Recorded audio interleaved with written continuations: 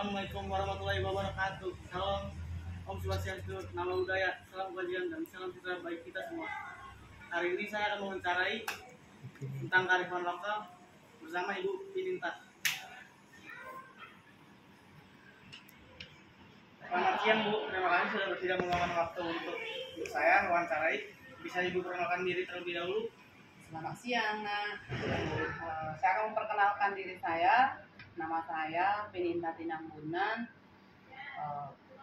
Tempat tugas mengajar di SMP Negeri 74 Jakarta.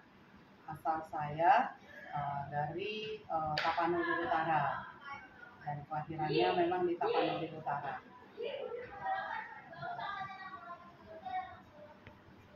Apakah ada makanan khas dari daerah Ibu?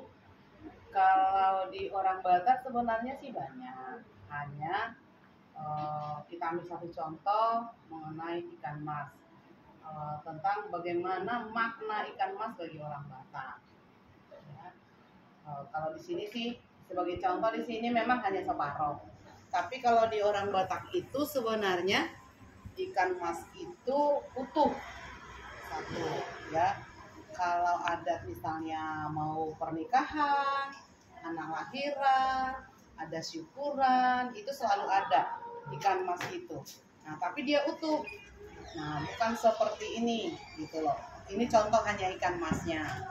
Nah, jadi ada sesuatu yang digambarkan lewat ikan mas itu sebenarnya. Itu kesuburan ada. Kalau misalnya kita di orang Batak itu lagi hamil 7 bulan, kalau di orang Jawa kan 7 bulan katanya. Kalau di orang Batak itu dikatakan memberikan ulos mula gading. Jadi ikan itu harus ada sebagai ciri khasnya di adat Batak itu.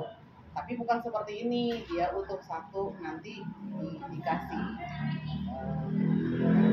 hamil. Ada nggak Bu yang membuat ikan ini beda dari ikan lainnya? Ada sih.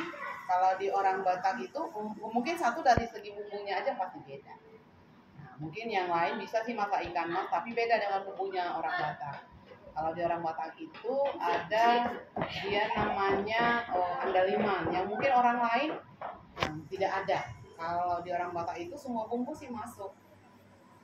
Dan ada juga andalimannya. Kalau orang lain mungkin masak tidak ada andalimannya. Bikin video Pak. Apakah ada makna lain dari ikan mas arsik ini Bu? Ada. Kalau di orang Batak tadi makna ikan mas itu ada.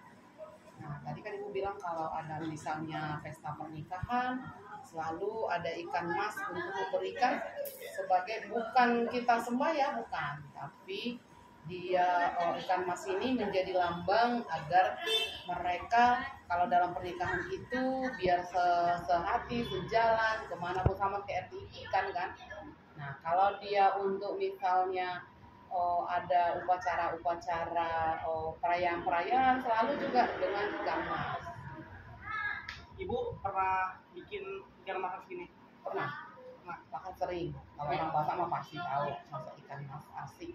Tidak artinya pasti orang namanya orang Batak itu pasti pernah memasak ikan mas arsik.